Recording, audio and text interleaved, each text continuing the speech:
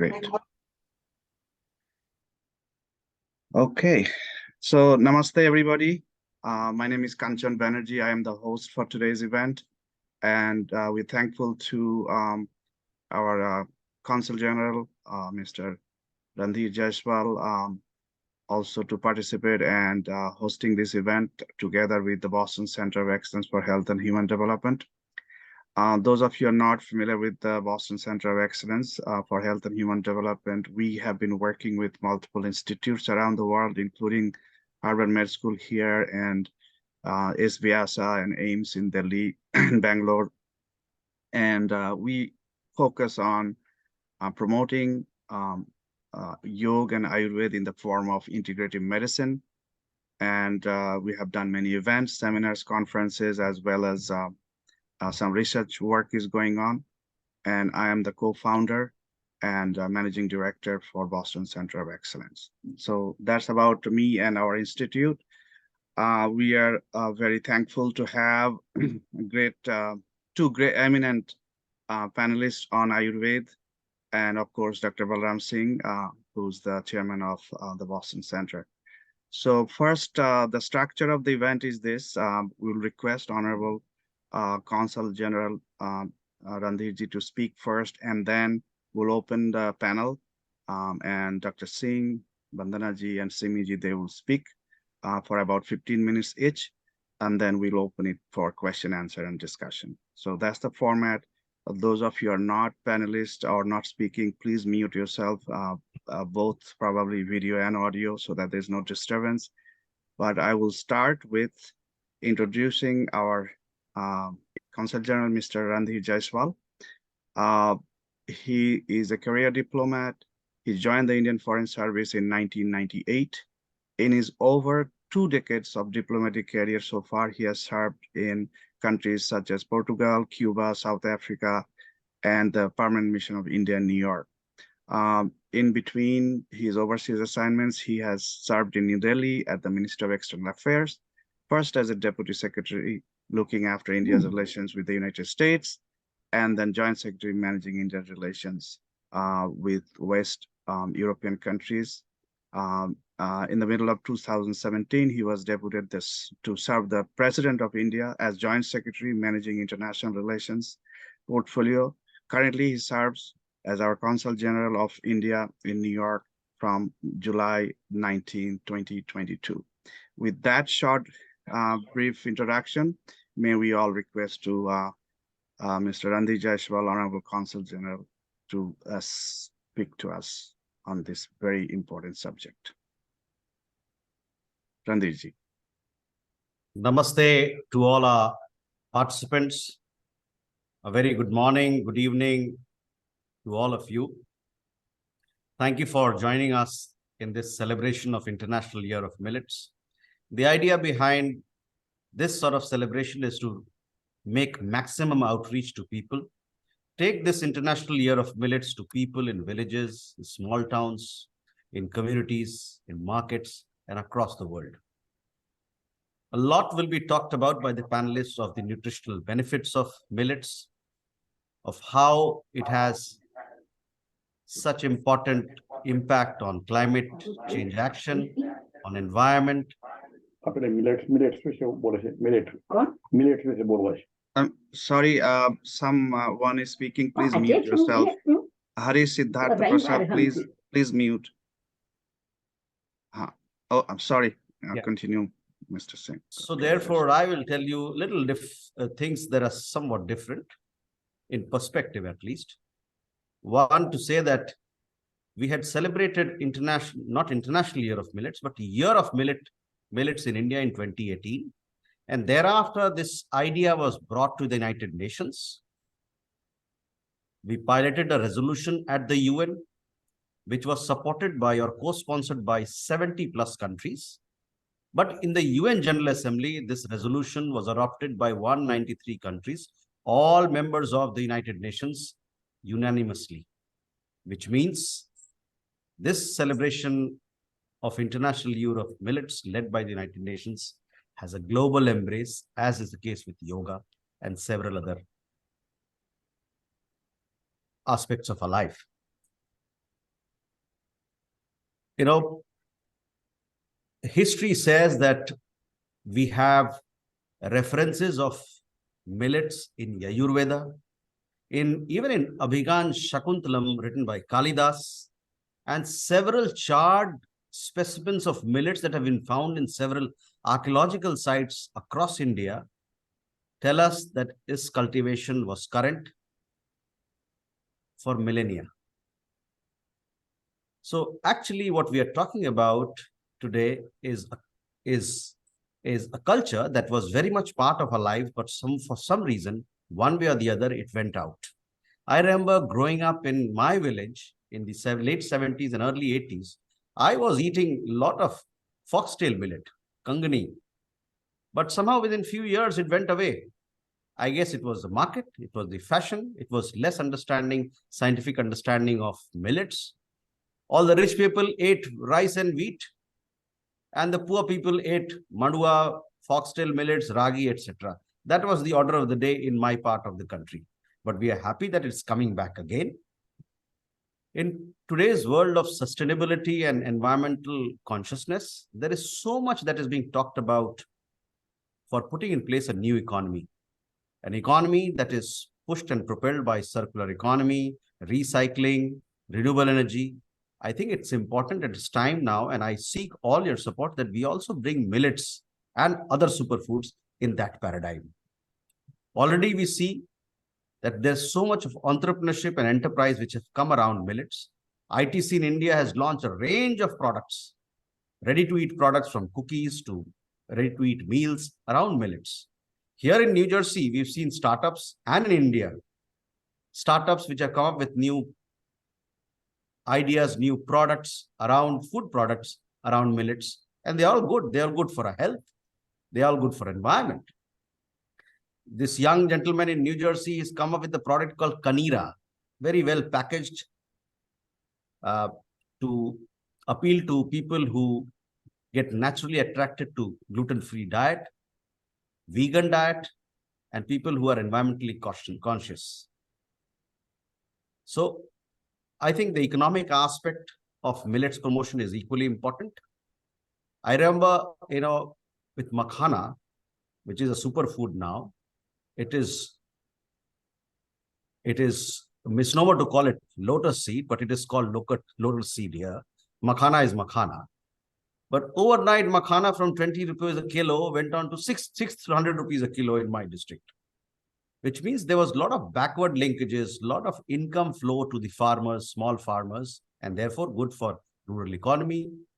So from that perspective, millet has huge economic opportunity and huge opportunity to bring inclusive growth. So that is the perspective on millets, its economy, that I wanted to share with you. And I look forward to hearing more on climate, more from the Ayurveda and health perspective, and from the nutritional value. There's so much of scientific literature available today on the benefits. So much of studies have been done that we are actually ready to bring millets in a wholesome manner to our consumers across the world. I'm told that millets is also grown here in America, that Texas has a lot of jowar being grown there, and there are a lot of plant breeders who are also working on it.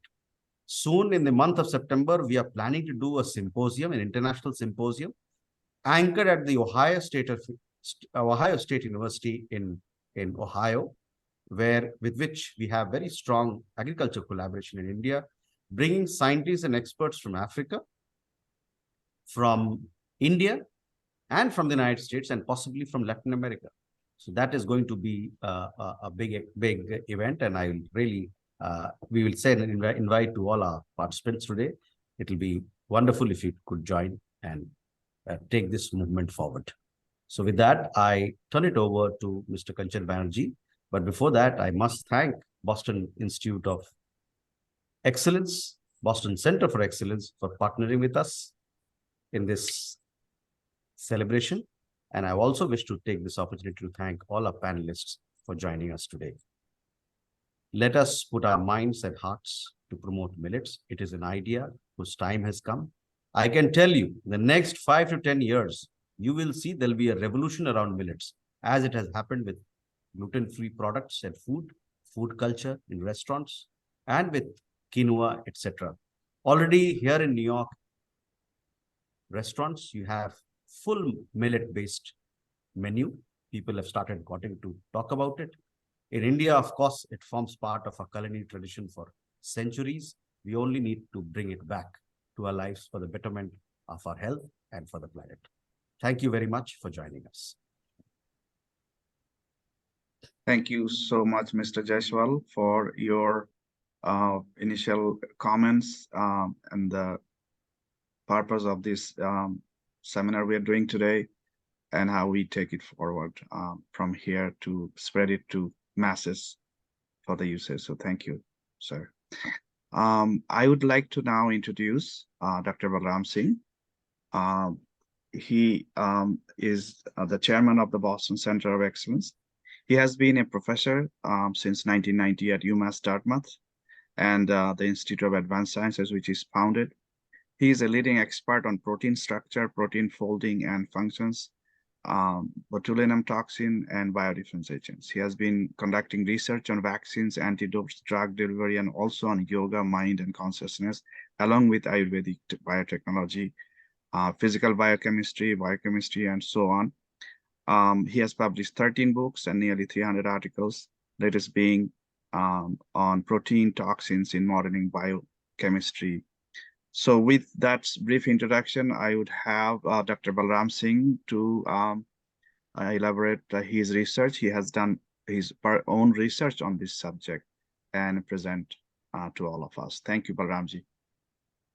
Thank you, Kanchanji, and thank you, Council General Randirji.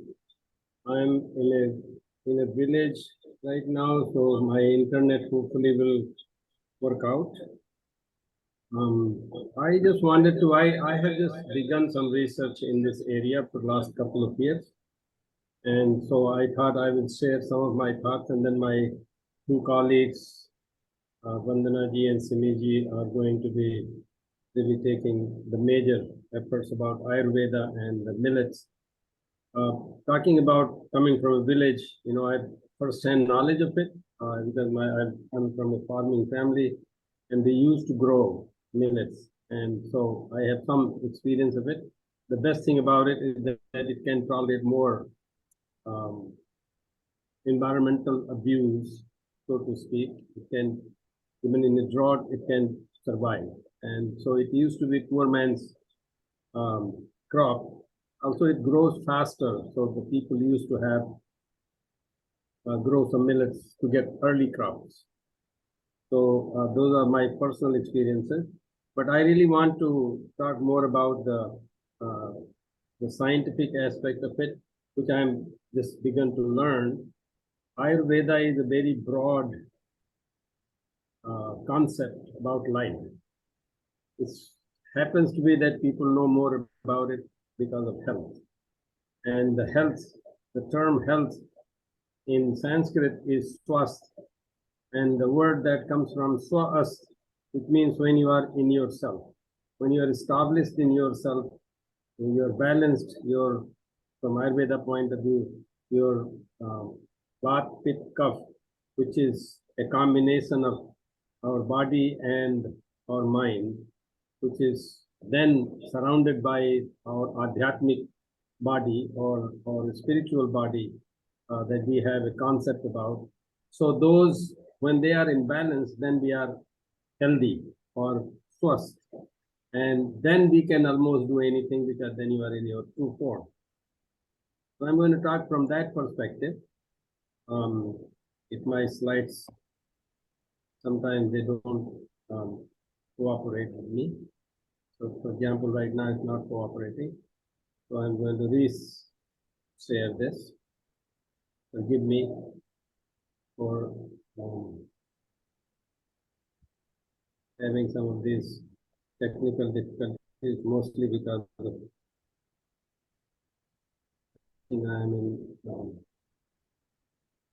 I'm in a remote place and the internet is not in the best form. And so I am sorry again, I have to reshare it. Reshare it.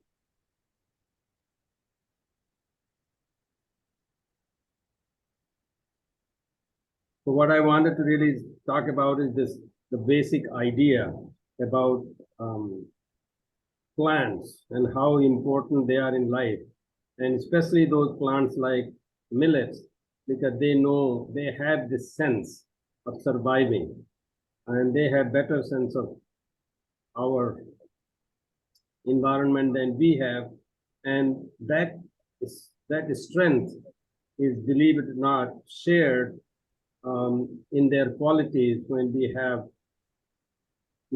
consume them, because that strength comes to us.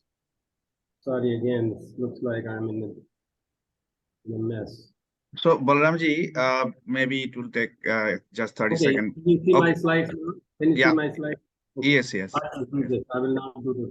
So what I was going to show here is that the plants, here I did this experiment where I put a tomato in the middle, red tomato, green tomato around, and then see that other tomatoes see the red tomato and change. So what I was trying to show here is that the plants have the sense, just like we have the sense. And so when they are like millet, which can survive in a very difficult situation, they also have that strength. When we consume it, that kind of strength gets translated. How that happens biochemically is something of interest to us. So the knowledge in Indian system about these things are through observations and connecting with these things. And then they are translated either through science, in the case of somebody like us who do experiments and then try to verify and come up with the product. Whereas in case of philosophers and managers and people like Honorable Consul General, they have their diplomacy and all kind of things, and then they manage the work. So we are in that connection, we are together. And what I wanted to show is that when you have plants and animals, man particularly, when we compare them, we find that actually plants have superiority, even though we don't like to accept that, but plants have superiority than a human being. And then I'm having some problem here, little bit problem, because so what I wanted to show here is that if you want to consider DNA, for example, DNA, we have less DNA than onion, and we have much less DNA than fern.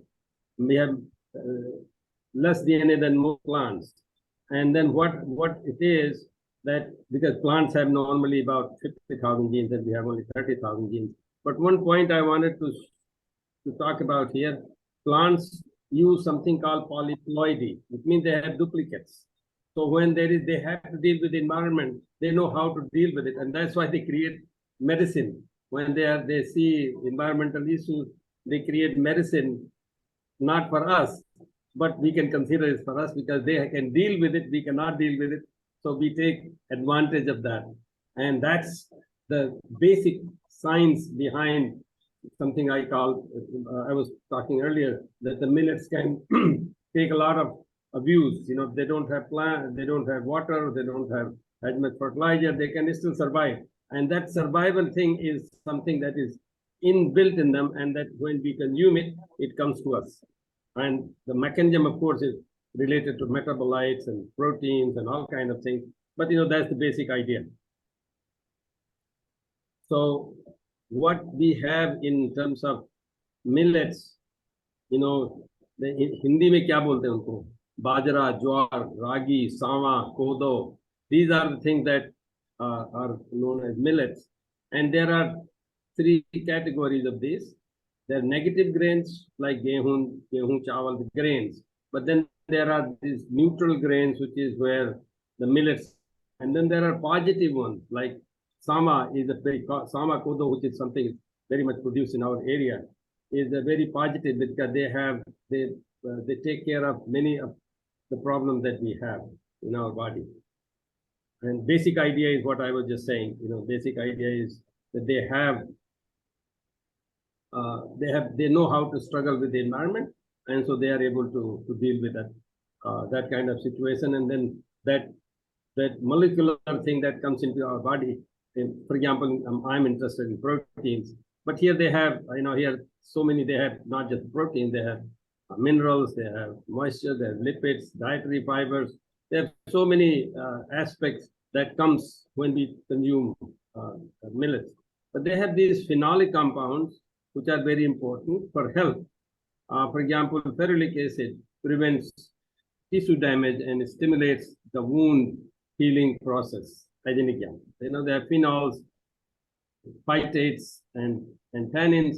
They are very critical in curing aging and metabolic disorders. So there are certain these aspects of these millets that can be easily understood from modern science point of view. But my interest is, like I said earlier, my interest is how they come up with this kind of response, because they really have the inbuilt capability to deal with some kind of adversities, and those adversities which cause problems for us, we can use them to fight them. And that's the basic idea about the millet science.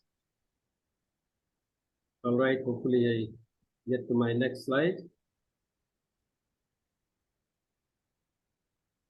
There are antioxidants and other properties of these millets. Millets are also used throughout the world. They are used as a substitute for other kind of food like corn, maize, sorghum, and they have improved health even for animals, that when people use them. So what we have been doing, we have done some research. There is a gentleman, Professor Raj Kumar, who used to be my student, but now he's faculty in my institute. And we have developed some new ideas, and because we are very interested in harmonizing the modern science from the ancient scientific wisdom and observation. Ayurveda makes perfect sense for us, because that there is a material world in there and we can do the research. So traditional Chinese medicines, their harmony and imbalance, traditional Unani medicine, traditional Ayurvedic medicine, and then there are other traditions that people use. And we have been trying to do some work with that. And that was what I wanted to show a little bit, just not really a whole lot, because we don't have this research started only 4 or 5 years ago. One of the concepts that I wanted to talk about, and I will show a little bit of data, is that the food is very important, not only because of nutrition, but it also because it regulates our metabolism, particularly how it connects to the brain.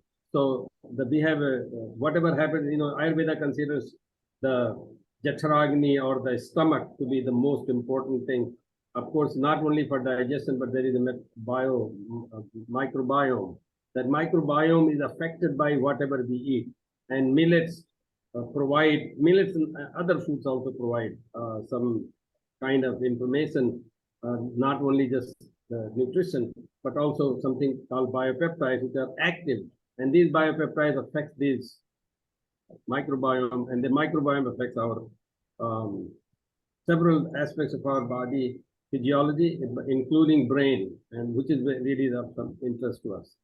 So we have done some research whereby one thing to prove for us was to show that we have, when we eat food, and I'm a protein chemist, I do some research in other areas, but mostly in protein, and I'm very interested in this mechanism, how the millets can affect our body, because our mind, because many times people are using that as a upavas or fasting food also. So our idea is that when you eat proteins from millets, they not only give you amino acids, but they get digested. Their digestion is very slow. So when the digestion is very slow, they produce other biopeptides, and those biopeptides play a role. So the first thing was to prove that that's really the case, that when you digest proteins, they do not digest into amino acids. They result into small peptides, which is what this shows, and I would not go into detail for this audience. That is not important, and we have not even done that much observations as yet. But we wanted to compare what are the proteins, or there are proteins, and what proteins are there in millets. So this is SDS page or electrophoresis here. This is this lane, and it just shows Sawa millet, and Sawa millet has these proteins which are not bad. I mean, we have, for example, we have whole wheat in this lane 5.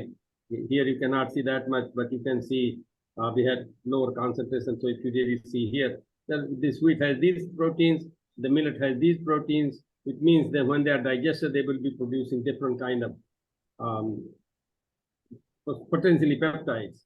And so we will see the effect of that. I have done this experiment myself by consuming only millets for about a year, and then compare my own health, feeling of the health. And so I have some observation of that, personal observation, but we are more interested in the scientific research. And so one of the research we did, whether the millets have any unique properties, simple unique properties, like whether they absorb more water because they have more capacity. Now we find actually that compared to even water chestnut, which is something that is of interest for Indian upavas or fasting, but Indian Sawa millet has really the much bigger capacity than other grains that we use for just absorbing water, which means, they have a very different kind of capacity. We also did some analysis just to compare. Here we are not concluding anything, but we compare different kind of proteins and how they look. This is my area of biophysical chemistry, and I'm very interested in that. And so we were able to find the differences in millet and the various kind of proteins. It just shows that there are different differences in them, and we should be able to find some answer to that. And then, because time is really less here, and I do not want to take more time than allotted to me. So I wanted to, last one, I wanted to show that I really did make food. I made a dish out of it. It's called, it's like a yogurt rice. I made yogurt sama rice and or yogurt millet. Published actually in 2021, and it's very, very tasty. If you show up at my place, I will be happy to make one and feed you. And it's not only tasty, it's very good for your health. So it's just the beginning for me in my group about the research on this. But I'm so glad that this now declared this year as the International Year of Millet. And we at the Boston Center of Excellence are very much interested in connecting with the biochemistry to the physiology and to the health. And my other two colleagues will be speaking more about this. Thank you very much. Thank you so much, Dr. Singh. And I can now feel that both our Consul General, Mr. Jaiswal, and Dr. Singh has themselves been consuming. They have been consuming millets, and they're speaking from their experience. And of course, Balramji has done a lot of research. So thank you for sharing the deeper insight about the chemistry and biochemistry, or whatever you want to call it, of millet. Thank you. Those of you who have questions, please hold on. Once we finish one round of all the panelists speaking, then you will be able to ask questions, especially through chat. So again, thank you, Dr. Singh. I would like to now invite Professor Vandana Varnwal. She is BAMS, MD, Masters in Ayurveda, is a leading expert of Ayurveda, specializing in women health. She has more than 28 years of experience involving various aspects of clinical research, teaching, and education in Ayurveda. She is the founder and president of Ayurveda Association of Ohio.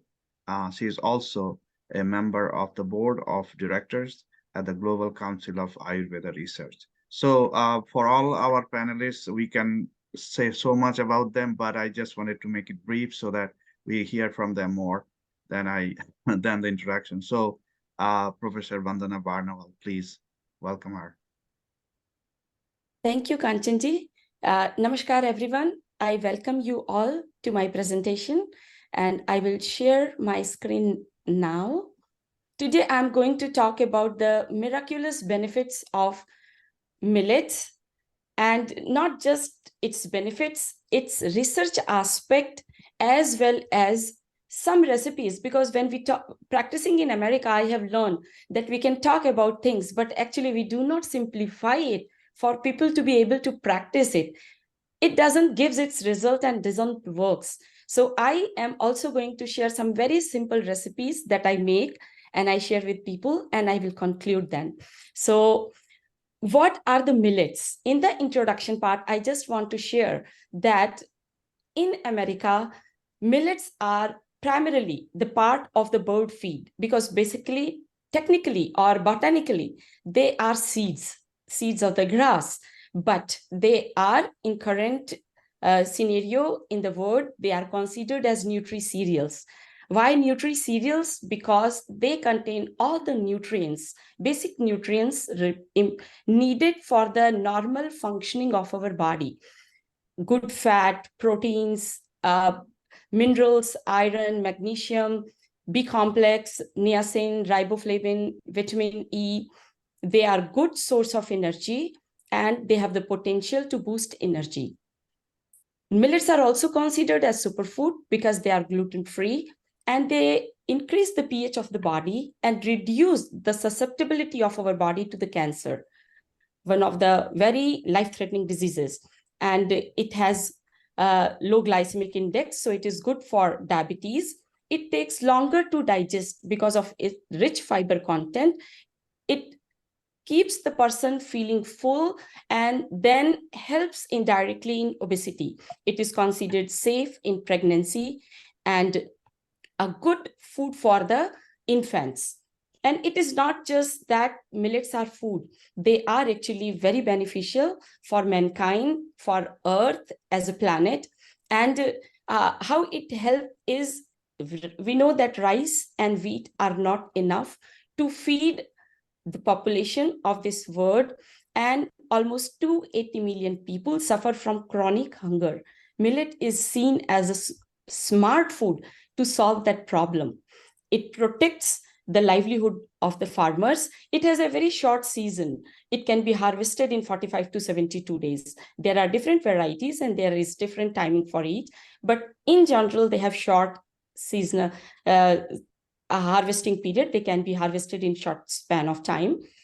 They can grow in arid region, sustain environmental challenges, and thus they can be grown in the places where less water is there, high temperature is there, and help protect the upper layer of the soil, and thus improve the biodiversity.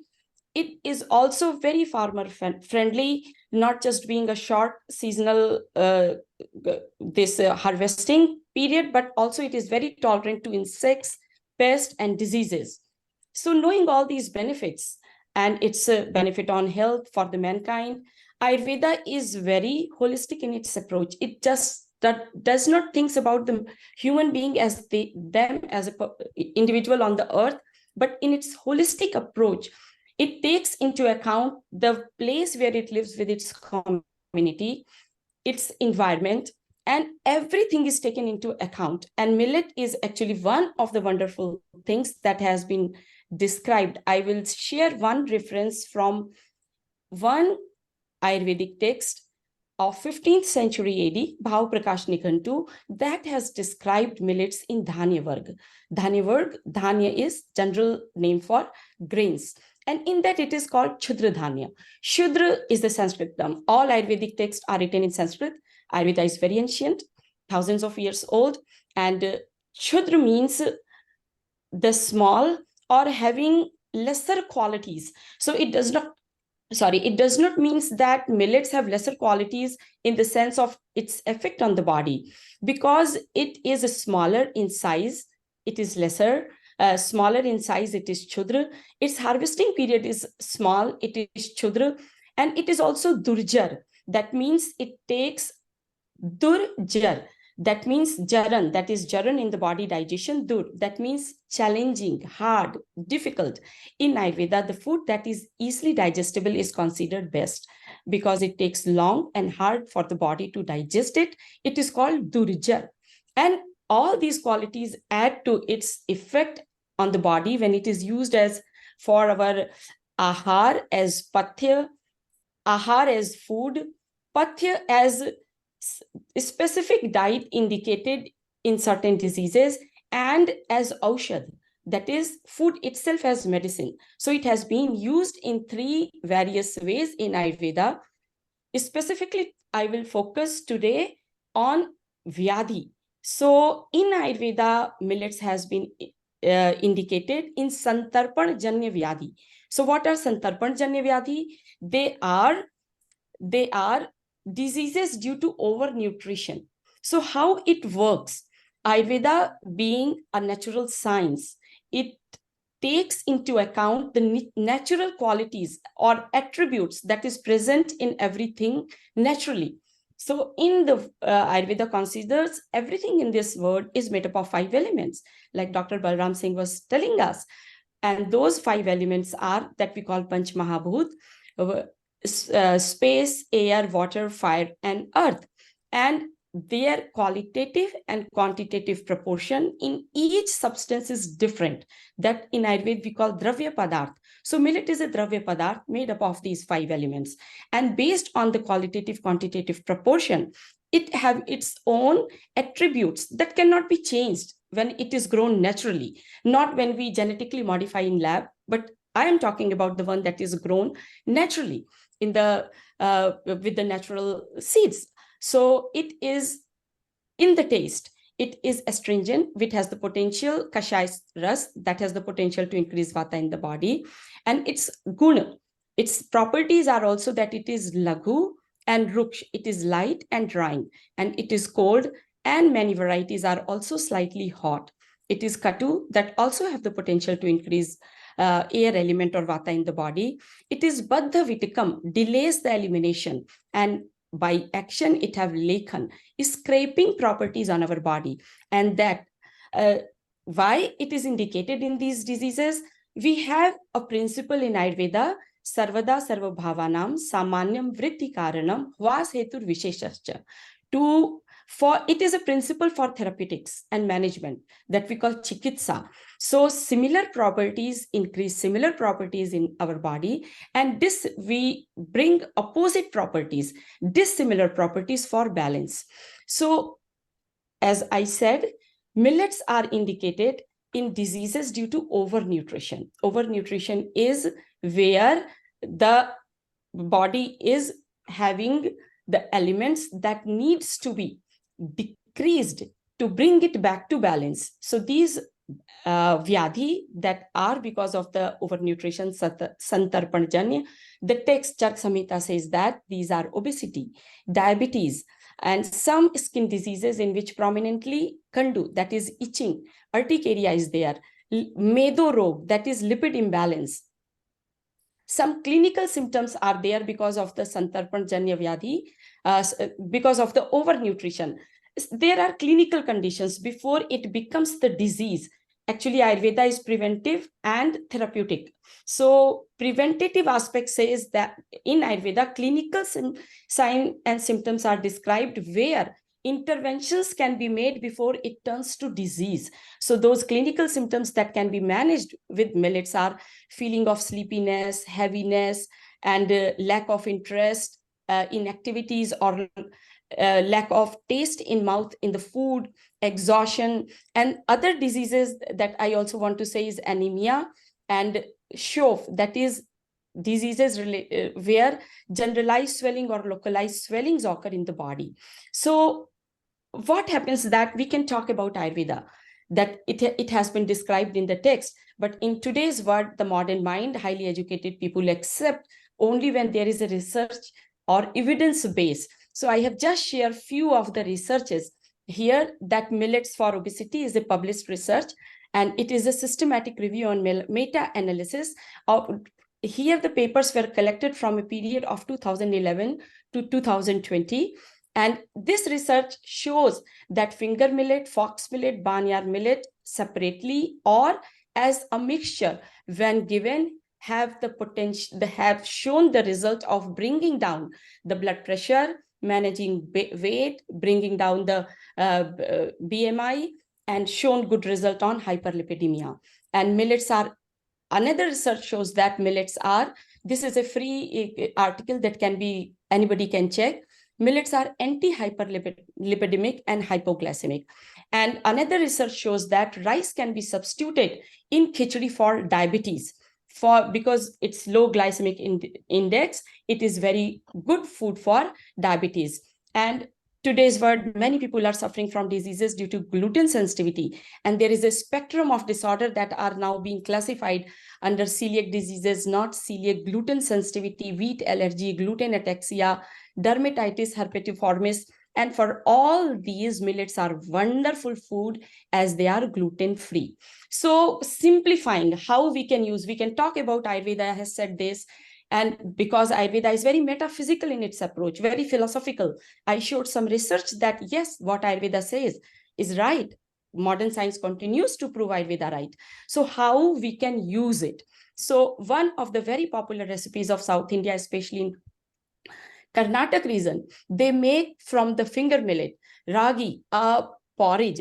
That millet flour, that ragi flour, can be simply stir-fried. Milk is poured on that and is stirred continuously so that lumps are not formed. Like, it needs a little skill too at that point. It should be mixed nicely, because when lumps are formed, it doesn't feel good while eating. To that, simply jaggery can be added, and cardamom powder can be added for the taste. And one research here, I have shared the research link that shows malting, making malt with milk and ragi flour increases the bioaccessibility of the iron and manganese in that dish. So I have shared the method of prepare. I make it at home also. And when my son was very small infant, I have given him this food because it is good food for pregnancy and infants. So roast the flour for 2-3 minutes and just pour warm milk on that. Stir continuously. It will form a consistency like porridge. If you want to drink in a cup, you can make it thinner. If you want to eat with a spoon, you can make it thicker. You can add jaggery to your taste, and cardamom is not mandatory. It is good food for and ideal for pregnant women because rich source of calcium, iron, prevents anemia, manages cholesterol. So for pregnancy-induced hypertension, pregnancy-induced diabetes, weight gain, for all these, this is wonderful food. And there is another research that shows therapeutic benefits of millet porridge. It reduces tumor incidence, lowers blood pressure, lowers the risk of heart diseases. I will not go into the details. We have time limit. You can look up at this research if you want. Another dish I want to share, a very simple and easy, because in Ayurvedic world, people who learn Ayurveda, the first thing they learn to cook is khichdi. It has become very popular. In springtime, you will see a Google search and you will find internet is full of Ayurvedic food for detoxification, that is khichdi. Although this concept is not right, it is not. Khichdi is causes vishtambu. So it is not a detoxification food. But one of my Ayurveda practitioner friends from here, who also happens to be a nurse practitioner, said that because people eat so much processed food, eating this fresh, cooking the grain and lentil with vegetables is actually detoxifying for them.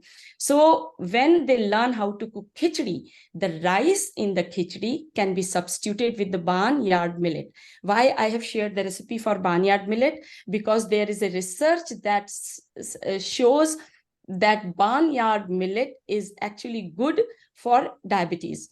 And how to cook? There is one trick to cook millets. Those who have never used it should learn that raw millets needs to be little stir-fried in a hot skillet. Then it should be soaked for 4 to 5 hours or overnight before cooking. Then it cooks easily. It is not about how body digests it. It is about cooking. If you just take the millet and cook it, it does not cook that nice, because in Ayurveda, it is also said that how food should be enjoyed. So the presentation of the food, how we enjoy with the 5 senses is important. If the food is lumpy, thick, does not look so good, we do not feel so much happy to look at that food and eat it. So when we do this process of roasting and soaking and then cooking, the millet come out fluffy, and then we feel good to eat it. And this recipe to cook millet khichdi is simple. Half cup of each of the millet and mung dal can be cooked with 2.5 cup of water, to which desirable spices can be added and desirable vegetables can be added. Turmeric, salt are mandatory, but to make it tasty, people can add cumin, season it with cumin seeds, mustard seeds as a fatida, and add cumin powder, coriander powder, and garnish it with cilantro leaves. So another is foxtail millet pongal. People who become experienced with cooking khichdi for a variation in taste, they can use more spices like ginger, curry leaves, black pepper to add to the taste of their khichdi. These are added into the seasoning and it becomes pongal. So this is another recipe I wanted to share. And to make this foxtail millet pongal, this can be served as breakfast. So many of my clients ask me if they do not have time in the morning. So I teach them to cook it and half cook it. They can soak it and stir fry in the ghee, mung dal, millet with all these spices and store it in an airtight box. When it gets cold, they can store it in an airtight box. And when they have to cook it, they can soak it overnight and the next day they can cook it. So they do this process over the weekend, and then this becomes simplified for them for everyday cooking and eating. And this is the image of a cooked foxtail millet pongal. And it is very good food for diabetes because of delays elimination, durchar, baddhavitikam, and lekhan. 3 properties make it excellent food for diabetes. If someone is not a cook, then also it is not a problem. I really want to simplify for it because people come to webinar and learn the benefits. They go home, they think about the benefits. They do not know how to use. I want for those people to learn how to cook it. They can substitute it for rice when they are cooking pulao. They can mill it as flour and use in any bread that they are making. Even in Indian cooking, we make rotis every day. The various millet flours can be mixed together to make these rotis. And when cooking waffles, it can be added in that. They can use millet in stuffing of over the Thanksgiving food. They can be mixed with the popcorn. They can be mixed with the cereals. And it is a good alternative to couscous.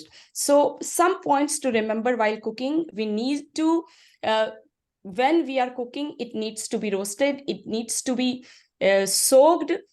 Cooking in the pressure cooker or cook pot is different from when someone is cooking in a pan. The pan should be heavy bottom pan and the lid should fit tightly. Then this measurement of water fits well for the recipe that I'm going to share next. And one important thing while eating the millets is that because it takes time for the body to digest it, people who are starting it new should serve little. The portion should be less.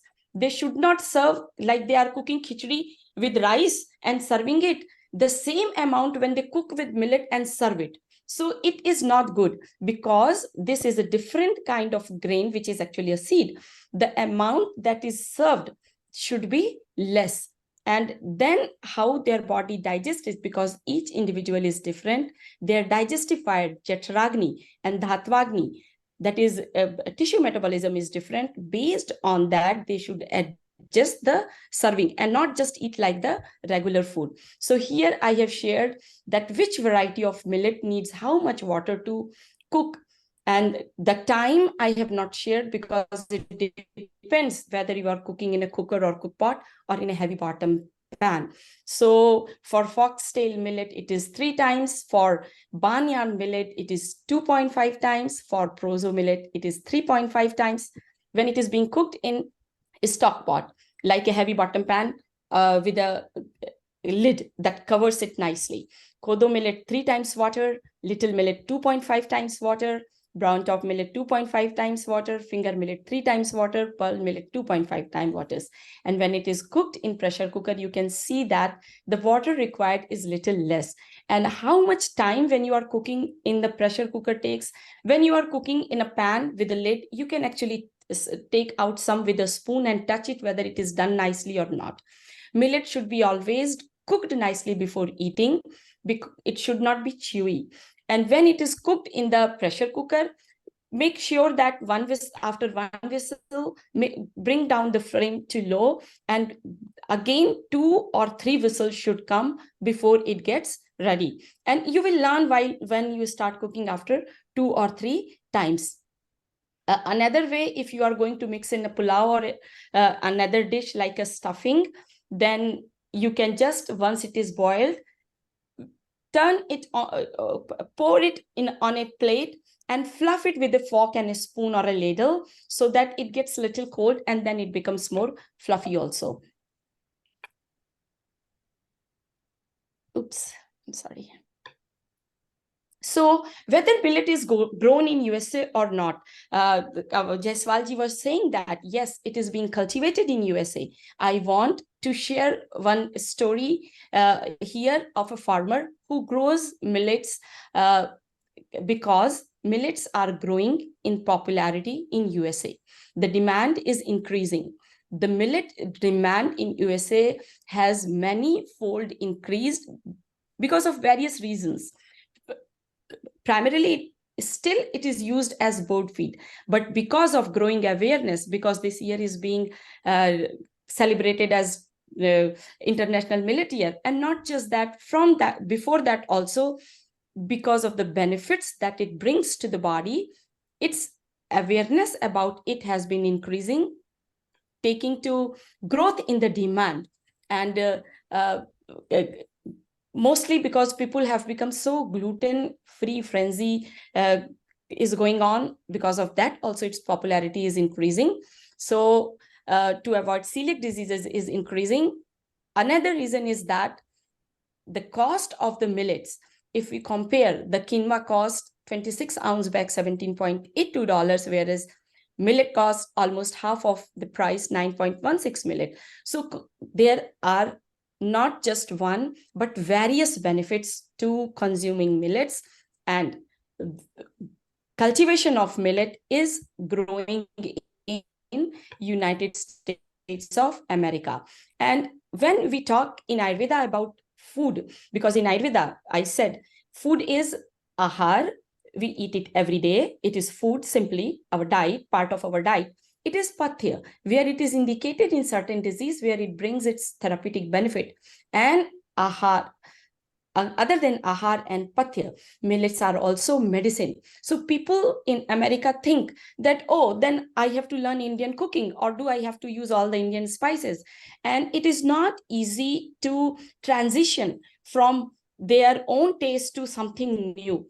So I always share with people that millets are not Indian food that you have to Indianize your cooking. It is just that it can be used in stuffed pepper, how you mix. I have shared the recipe also, that they can stir fry onion, garlic, their favorite spices. In that, they can add boiled millets, the recipe that I shared, how it is made fluffy, and add their favorite vegetables, stir fry it with chickpea, some spinach, and add goat cheese or however they like it. And this can be used as stuffing in the pepper. So it is not that millet, while we are talking into the Ayurveda about its benefit, people have to change entirely how they eat.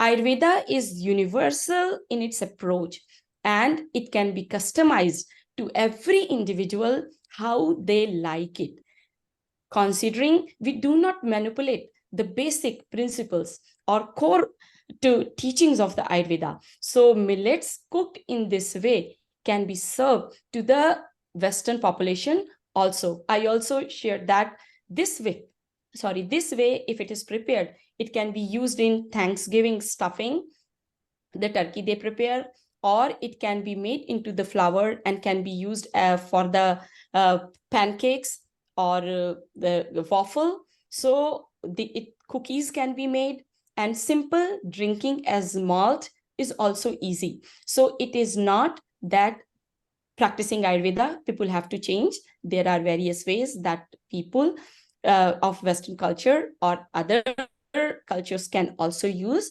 these millets.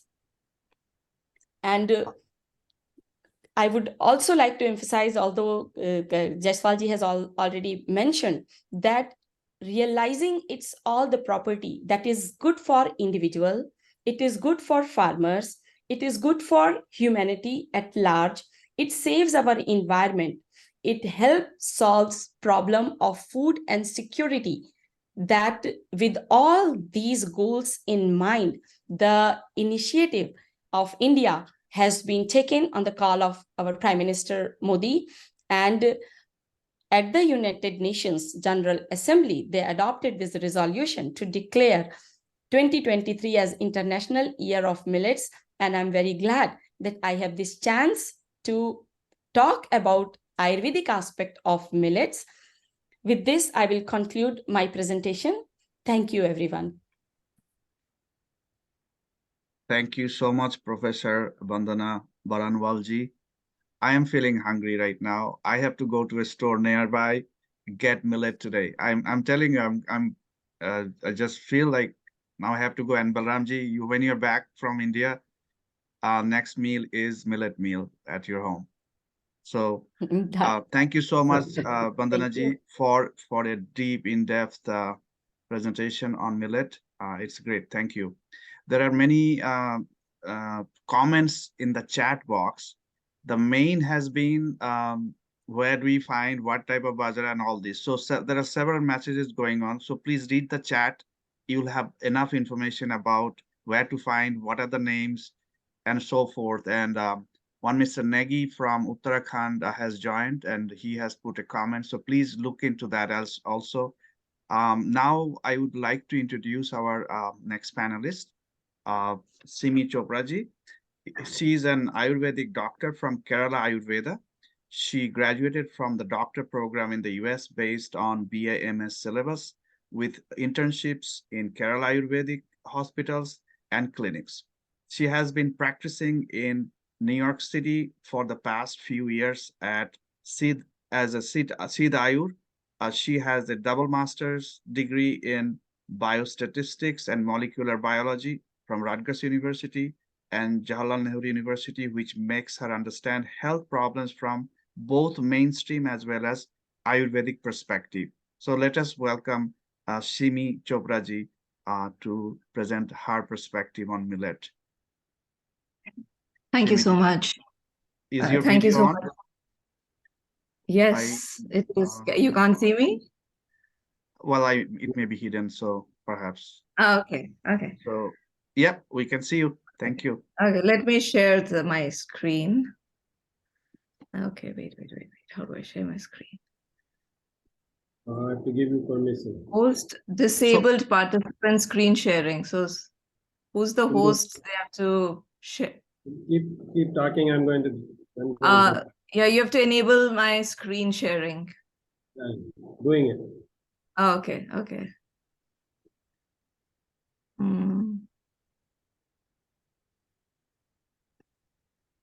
No.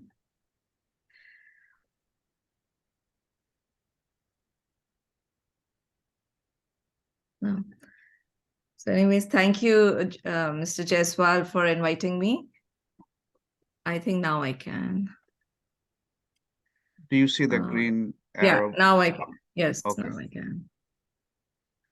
Let me. Okay. So, I mean, both my colleagues have already said quite a bit on millets. So I will try to, it'll be more like a summarized version. So let me start. So as everyone has been mentioning, that millets was very popular many years back, and the decline happened during the Green Revolution, which was in the 1960s, where the primary crops, the wheat and rice, they started becoming more popular. One is because they were easy to cook, as well as they are good on the taste buds. And then again, then it became more like a social issue, that millets became like a poor man's crop. And there was lack of awareness on health and nutritional advantages of millets. So just a summary of the general benefits of millets. They can be harvested within 60 to 90 days. It can be used as an intercrop when between the other crops being sown. So that's a plus for the farmers. It can, because of there's always a shortage of food. So millets can replace that to tackle the current food shortage and remove the dependency for wheat and rice. It is a hardy crop. There's a very interesting story written by Kanaka Das in the 16th century in Ram Dhanya Charit, where he used to write poems and writings on social problems in his time. So the story goes that there was a fight between rice and ragi, and who is the Shresht Dhanya, who is the better, who's more superior. So finally this fight reaches the court of Ram, and he's not able to solve it. So he puts the rice and ragi into prison. So after 6 months, they come out, and it's found that the rice became rancid while ragi was still okay because of its hardy nature. So it can survive. So the whole story was basically that though it was a poor man's crop, it can survive a lot of hardships, and it still is good to eat. So that was one story I thought of just sharing. And it is millet. It is resistant to pests and diseases. And as Dr. Vandana has already mentioned about the Shudra Dhanya, I'm not going to go into detail about it. So this is just a comparison which I did. Let me just go back. So why should we choose, how do I bring this here? Why should we choose millets? So if you see, a majority of them, rice, wheat, they have a high glycemic index, while oats ranges from medium to high glycemic index, depending on if they're having oatmeal or rolled oats. And barley, again, it has low glycemic index. Right? Now, millets and quinoa are the two, even barley. These three grains, they have low glycemic index. But why would we still prefer millets? Is because one is the big advantage is it's gluten-free. So is rice, but then they have a high glycemic index. So between all of them, millets and quinoa kind of are at the same level, where there's a low glycemic index, they're gluten-free, and they have a high fiber content. And they both can also, they can both withstand hardships, any drought-related weather and extreme temperatures, less water, so they can last all these conditions. Now, with quinoa, which has become very popular, the problem is that it's becoming kind of scarce for the people who actually were eating in Native America, in South America.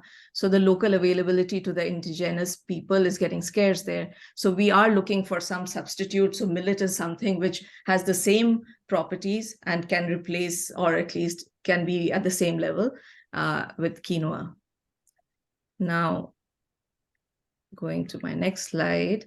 So this is, again, the protein content is quite, for millets also, it's quite comparable to the rest of the grains. And the fiber content also is quite high, if you can see the data here.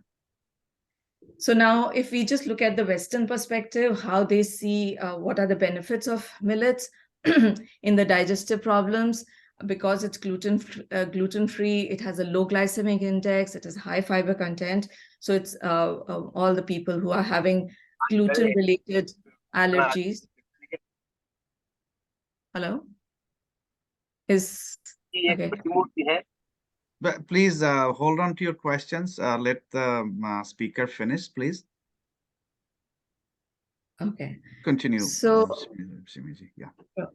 So it's the benefits are multifold. Where millet is concerned, it is for in the digestive problems because of the gluten-free, low glycemic index, high fiber content, in celiac conditions, in people who are getting a lot of gluten-related allergies, though the problem is not gluten most of the time, it's mainly the Agni, as Dr. Vandana had mentioned. In Ayurveda, everything, if we have to really focus on one element, it's the Agni, which is the digestive fire. When that is weak, we are not able to digest anything properly, and we end up having either allergies or other health-related issues. So, but for people who really are not going into that Ayurvedic route, they can at least replace it with millets. And then because of the, it is also, there's a next slide I'll show you. There was a research paper where they showed that it is also a great probiotic. It helps to maintain the good bacteria in your gut. Then it is, as again, Dr. Vandana has already given a lot of research papers, so I did not go into detail with that. So they are very good in metabolic problems, regulate insulin. They have unique mineral content in them. So chromium, which is very high in found in millets, as well as magnesium. So these both help in regulating insulin. The high B3 and niacin, they help in reducing cholesterol. Then they have antioxidant property. They help in they can reduce the risk of cancer, the colon and breast cancer. The tannins, phytates, phenolic acid, all these are helpful. Then they're also great in strengthening nerves because of the high phospholipid content in it. Then cardiovascular diseases because of the high magnesium, potassium. They help in the hypertension, reducing heart attack risks. Then mood elevation. Now that because they have a high tryptophan content, they are they help in mood elevation. How? Because body uses tryptophan to make melatonin and serotonin. And so melatonin helps in the wake and sleep cycle, and the serotonin helps in regulating sleep, mood. So indirectly, it's going to help in elevating the mood. And liver also uses tryptophan to produce niacin, that's the B3, which is needed for energy. So these are few of the benefits from if we just go by like a Western perspective. And this was one article that I had found. Alteration of intestinal microflora by the intake of millet porridge improves the gastrointestinal motility. So whoever's interested, they can check this article. Now, the disadvantages are the proteins are not easily absorbed. So we have to, as Dr. Vandana mentioned, how to cook them. That's a big a benefit if you know how to cook, because recently even I thought of making khichdi with millets, and because I did not know the proper way of cooking it, it was kind of uncooked. And recently I did a show at Good Day Chicago where they wanted me to talk about Ayurvedic diet for losing weight. So I was talking about khichdi, and I said instead of rice, we can replace it with millets. So, and then there are some issues about thyroid because of the presence of these goitrogenic substances in pearl millet. But there's not so much of research on that, has to be still done. Then just looking at Ayurvedic perspective of millets, again, this is kind of a repeat because Dr. Vandana has mentioned all this. So majority of the millets, they have, the taste is sweet and astringent, and their properties are light and dry. So they can, which is why they can cause increase in vata. And they are usually cooling, and majority of them, after they digest, they become pungent in taste. So there's this concept in Ayurveda that there's a taste before you eat, and then after it gets digested, the taste becomes different. So in majority of the millets, the taste becomes pungent, which can increase vata. But only in finger millet that the taste becomes, the aftertaste, the vipaka is sweet. So that is why finger millet is the only millet which can be tridoshic. So it can be balancing to all the doshas.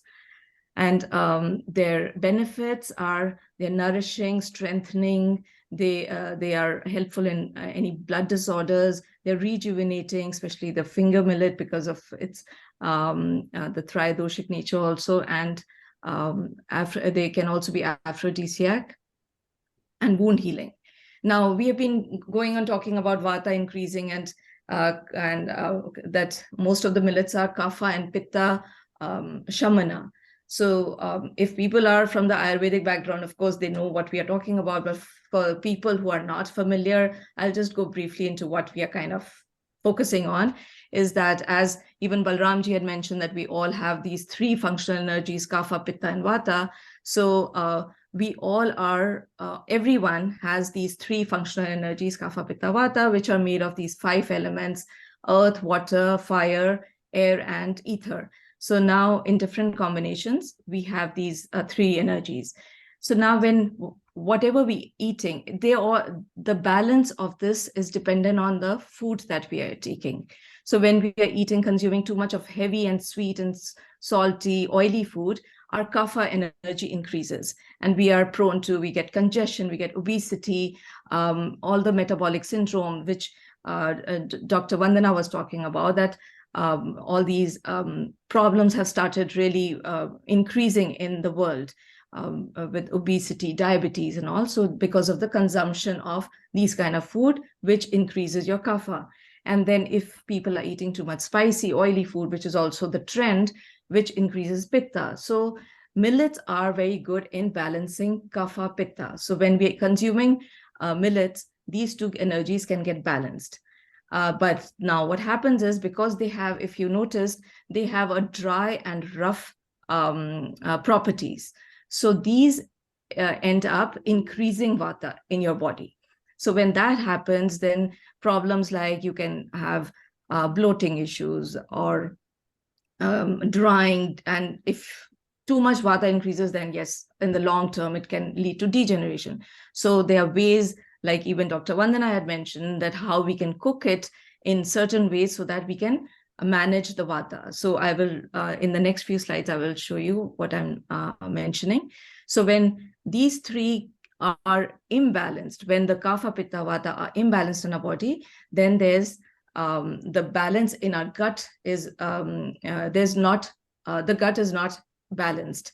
So a balanced gut usually wants, if you just think about it, everything is warm and moist in our gut, and there's the peristalsis is there, your intestines are moving, always having a light flow, gentle flow. So that gets disturbed. And when that gets disturbed, you get all kind of digestive related problems like IBS problems and all. So what we need to do is make a balance in kapha, pitta, vata, and which will help us maintain our agni, which I was saying, digestive strength. So let's see, this is again, this just a repeat. And so so there are 2 concepts in Ayurveda, dravya, guna, karma. So dravya is any food or any herb that we are taking, the guna, that's the properties, and karma, what it's going to do to in our body, what the benefit is. So in millet case, the dravya is millet, guna is the properties that we saw, and that is light and dry, except in finger millet, which was more unctuous, and the karma is what it's going to do in your body. So in majority of cases, it's going to decrease kapha, it's going to balance kapha and pitta. So all the diseases, all the problems, health-related problems, which are related to kapha, is those obesity, diabetes, and all, those will be reduced by having millets. And pitta, which is more fiery energy, so like skin problems, all the skin problems, always, majority of them do have the pitta element that gets aggravated. So millets are going to help balance that also. So, and then Another concept is Samanya Vishesh Siddhant. So basically, what we need to do is introduce the opposite quality. The like qualities are going to increase your doshas in you. So we need to add the opposite quality. So we'll see how what we can do. I'll go into this slide first. So what one can do is, because we have been mentioning that the vata can increase, so what we can do is, vata is drying. Vata is made of air and ether, which have the qualities of drying and being rough. So, and millets can increase that in you. So what we can do is add ghee. So the opposite quality. So add ghee to it so that you can balance it. So there are ways, because otherwise millet has all the advantages, especially for all the metabolic problems. But because of this vata element, which we want to kind of make it balanced, keep it balanced, we can add ghee to it. And ghee also has the special quality of increasing your agni, increasing your digestive strength. So just like as in, if when we are doing a havan, we are pouring a little bit of ghee on in the havan. We don't just douse it with ghee. So, and that increases the flame. The same way the flame in our gut, which is the fire, it increases when we put the right amount of ghee, and which is going to control the vata. And then also having the right spices. So ginger is going to be helpful. Again, Dr. Vandana had mentioned a lot of in her last few slides, how we can add spices. So different spices can help. So because millets have a tendency to increase vata, we can add spices like ginger, cumin, carom seeds, which is ajwain. So all these are going to help balance the vata, which is the only small disadvantage that millets have. And then because it's not, especially people who are used to more proteins in the diet, they can replace, they can add lentils. So again, the khichdi is a very simple way to balance the whole, the qualities of millets. So take the millets and take the lentils and add the ghee and the spices, and you have a very balanced meal there. So this is just a summary of what different millets can help us in like foxtail. They are very helpful in mitigating burning, as well as in fractures and strengthening. So kodo millet is given to postmenopausal women who have cholesterol issues or these problems. So then again, I'm not going to go into detail with each millet, what different millets have different properties, but majority of them have the same drying and light qualities in them. So beverages in different parts of India, they make different kind of meal with millets. So there's a fermented finger millet drink called sur. Then in Arunachal Pradesh, there's called maduka. And then fermented pearl millet meal, it's called oshikandu. Fermented millet plus rice is called kuj. So these are some of the millets which one can use. So that's about it, because most of the stuff was covered by Dr. Vandana. So any questions, we can take it from now. Thank you. Thank you so much, Simiji. Again, a lot more information, both from modern medicine perspective as well as Ayurvedic perspective. So thank you so much. I know there are some questions, but before that, I have a surprise. Someone is on the call. We are fortunate to have her. She is Shalini Oswal. I don't know if you heard the name. In the last Mann Ki Baat, 100th Mann Ki Baat of Prime Minister Modi ji, called her the Millet Woman. And she has been the part of the Millet Mission for almost 20 years and instrumental in raising awareness about this efficacy of millet. So she is on this conference as a participant. So may I request her to just say a few words? We don't have much time because we have to take some questions from the audience. So Sharmila ji, please just say a few words for the participants. And she's going to be in New Jersey on June 26th to 29th. If anyone is interested, she has shared her information on the chat. So Sharmila ji, please. Hi, am I audible? Yes, you are. Yeah. So this is Sharmila and I'm coming on 26 June. So basically, last more than 2 decades, we are empowering farmers here in Maharashtra, Rajasthan, Gujarat for cultivating, producing millets. And I'm very glad that our startup is incubated and mentored by Prime Minister. And so every little observation and so most important thing, 72 countries when adopted and accepted as an international year of millet. So it is about the nutritional security.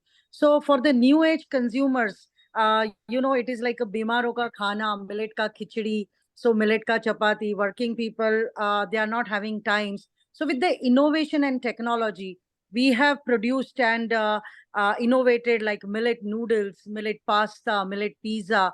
So everything replacing the refined flours, replacing it to the non-fried millet chips. So everything in a very healthy and roasted way. And we are again a farmers cluster registered with the APEDA, Ministry of Commerce. So this way, even we are encouraging farmers for this climate friendly, carbon friendly, water friendly crops, so that we are contributing to the SDG agenda, to the sustainability, and also creating the livelihoods for our farmers. So we are exporting to USA. Nebraska, I was again a guest, and I have done some podcasts with Sorghum Board. So doing a lot of capacity building programs for the farmers of USA on creating the value added chains, like producing the very different kind of value added products. Because in Nebraska, a lot of farmers are producing the sorghum, but it is not for the human consumption. So again, we are doing a lot of awareness with Sorghum Board, with the Northern West Alliance, with the University of Missouri. We did a couple of programs there. So I am coming on 26 June to New Jersey, and then we are launching Millet Mission at Lakeland, Florida. So there we are doing a couple of programs, doing awareness and why, I mean, people should eat millets. And as now all the doctors here, Vandana, Simi, and Mr. Bala, and everybody, I think the Ayurveda perspective. But along with that, I think the most important thing is the reversal of diabetes. So we would love to, I think, have conversations with the Diabetic Association of USA, because we have the very prominent numbers of reversal of diabetes through our Center of Excellence, through IIMR and through ICR. So I would love to meet up. I would love to have these, interested meetings. And I'm in the New Jersey. I'm going to be in New Jersey. Nilesh is there, Fadke, who is our representative. So if you could give us time, appointment, we would like to explore. I'm heading Center of Excellence for Smart Agriculture and Millets, where we are working on the policy and governance. Rajiv Kumarji from Niti Aayog. So he's the chairman and I'm the director on that. And India Millet Mission also we have created so that we can do lots of empowering to the startups, millet startups. So presently we have roughly 1,000 millet startups, and out of which 500 are already registered with the ICAR and IIMR, Central Government of India. Thank you so much, Shalini. There's a lot of information. And we didn't see your video. In case you are okay to share video, so we can see you for a few. 1 second. And in the meantime, people who have questions, queries, suggestions, please raise your hand. There is a reaction button in the bottom. You can just simply raise your hand. All right. I don't see Shalini yet, but anyway, so I see. Yeah, I'm here. Okay, there we go. All right, so we hopefully will meet you when you are here, and those of you who want to connect with her, she has shared her information on the screen in the chat box, so please do link. And Mr. Inder Negi also has shared his information from Uttarakhand. If you'd like to connect, please do. So just few minutes left. I just wanted to take a couple of questions. First is Murtaja Bahanwati. Please ask your question. You can unmute. Yes. First of all, thank you very much to all the presenters for such a wonderful presentation on millets. My question was, are the health benefits of millets maintained when they are in a packaged form?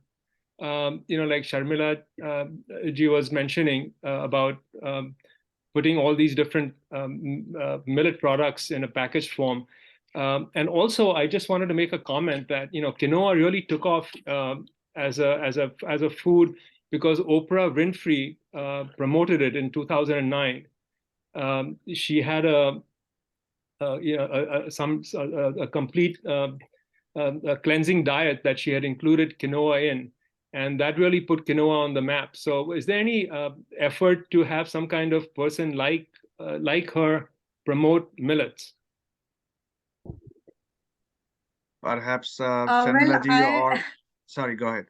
Yeah, I would like to answer this. I am very glad and delighted to share that with the all efforts, I received the title from Prime Minister of India as a Millet Woman of India. So here every day we are having programs, and now we are traveling. We travel to Germany, Australia, and now coming to US. So Prime Minister's delegation is also coming, and we are promoting awareness, capacity building programs for the millets, growing millets, also creating the value addition. So what you just mentioned about the quinoa, similarly, we are creating the value added products from the millets. So this is the role what I am presently doing. So, well, I can be the Indian Oprah Winfrey. Thank you so much. I think Randhir ji, you have some comments on this. You have to unmute. Yeah, to let the audience know that 3 days back, we had a dinner organized specifically for 25 to 30 media people, food writers, people from New York Times, television, etc., so that they can carry the story of millets. So you will see more of it. Hopefully, we'll have some stories in New Yorker, New York Times, other leading newspapers, and hopefully, with some of your help, we can get to Oprah Winfrey and others and see how we can make it happen. But it's happening. Sorry, so Mr. Jaspan, I was just mentioning that 2 days back I was at on Good Day Chicago show. It's like a Good Morning America kind of show, and where I was promoting khichdi with the millets. So let's see where it goes. Great I think work. It's an idea whose time has come, so I can only see it going upwards. And by the way, I think quinoa also qualifies to be a millet. It's from the same family, perhaps? Yeah. Yeah. This is what I've read. One of the smaller families, quinoa. All right. Thank you. Yeah, millets are actually seeds, and quinoa is also a seed. So yes, you're right. Arjak Bhattacharya, you have a question. Please unmute and ask it. Yeah, thank you so much for the enlightening discussion, because I found a lot of similarities with my research also. So I have one question from the research perspective. So from the discussion, it is very clear that millet has mostly a lot of positive effects, specifically because it's gluten free. But I have read a few research papers.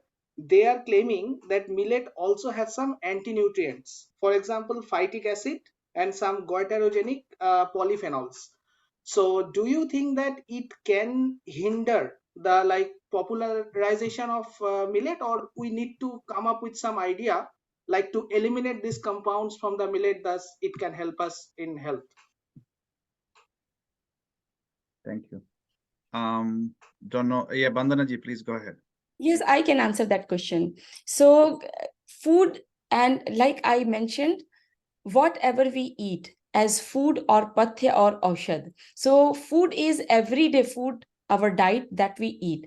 In Ayurveda, it is like an individualistic approach. What we eat, how much we eat, how it is cooked, and when we eat. So if we follow the protocol of Ayurveda, no matter what are the ingredients of the food that we are eating, it becomes balancing for our body. It does not create imbalances, diseases, or disharmony. So all the food that we eat, if we actually go and do the chemistry, like Dr. Balram Singh ji does the analysis of everything, we will find they contain certain things which are not suitable for human body. But how we cook and eat them changes the chemistry. Some food, like I will take the example of millets. Millets are drying, millets are warming, millets are scraping for the body. If a person who have air element more in their body and mind, like they are Vata Prakriti person, we diagnose people according to their Prakriti in Ayurveda. There are 7 kinds of Prakriti: Vataj, Pittaj, Kafaj, Vata, Pitta, Vata, Kapha, Pitta, Kapha, and some doshas where all the 3 doshas are present. So for every person, food needs to be individualized. Even if they have been mentioned, okay, millet is good for you. So how a Vata person eats, how a Pitta person eats, how a Kapha person eats, needs to be understood. Vata person should eat in moderation. Always eat their millets unctuous. Some sneha like ghee, butter, oils should be there. And it should be served warm. Then even the food have some chemicals which are not conducive for the body. They would be good. And food, when it comes under the category of food, it is good for everyone. How we cook, eat, how much we eat actually is the key to escape from the what you say negative or harmful elements that are present in that. Any food, not just millet. I hope it answers your question. Also, Yep, absolutely. Yep, yep. Thank you so much. Yeah. also that phytic acid is present in other foods also. Not so I mean everything has their balancing role and have to have it. Eventually we have evolved through these foods and our body knows how best to use. I think Murtaza ji Also, when you soak and was about packaging. You know what happens when you fit it possible. Balramji, you broke a little bit. Can you repeat that, what you said? Oh, I said first of all, phytic acid present in everything. Body evolves to go over everything. But the question that Murtaza ji had asked was packaging. You know, when you package any food, whether you lose certain vitalities of it. Because, Yes. That's an important question to ask. Thank you. Simiji, quickly. yeah. So even like soaking, all these things that we do, soaking and boiling, all these also reduce the tannins and the phytic acid, etc., on the outer covering. So that helps. And the goitrogenic compound that you mentioned is so far been only found in pearl millet. So we have so many other millets that are without that chemical. Thank you so much. We have come to the end of the program, almost 12:33, 3 minutes over. Unless there is something really very important question someone wants to ask, we can wrap it up right now. And someone asked if the slides can be made available that are presented by the panelists. So please do send an email to info@theboc.org. We'll try to connect with the panelists in case they would like to share, and we'll send that to you. That's all for, yeah, please. One student, Harsita, has a question. Okay, Harshita, last question, please. Please unmute yourself and ask. Yeah, good evening all. The session was awesome, but I have one question that like millets have very advantages. So can we eat it 3 times in a day, like breakfast, lunch, and dinner? It will Yes, be good question. like harmful for our body. Please, Vandana ji, you start. Okay. Ati sarvatra I have mentioned, yes, thank you, Balram ji, saying Ati Sarvatra Varjay. That is very good. And I have shared it in my slide that it is durjar. It takes long for body to digest it. So while we are serving rice, one say 2 servings. So we should eat millet 1 serving, and see someone who is starting new should actually eat only little and see before eating next meal how long their body is taking to digest and what is the effect of it on their body. So one should not eat millets as 3 meals per day. It would be too much. Ati sarvatra varjayet. And they should eat according to how much their body can digest. That we say in Ayurveda is according to their Agni Bal. Very relevant question, Harshita. Thank you for asking, and Bandhanji Thank you very responding much, to ma'am. Yeah. So that's all for today. I think we should wrap it up now with the permission of our panelists and our Honorable Consul General, Mr. Jaiswal. It was a great event. The recording would be available if you send an email. And on behalf of Boston Center of Excellence for Health and Human Development, I thank all the panelists and, of course, Randirji and Consul General for co-hosting this event. Hopefully, this is the beginning of a discussion on this very important subject, and it will go a long way, and we'll work with whoever is interested, including Shalini ji and others who are available. So thank you and namaste. Have a great day. We'll be sending a gift hamper to all the panelists. Thank you. Thank you so much. Thank you. Have a good day. Bye.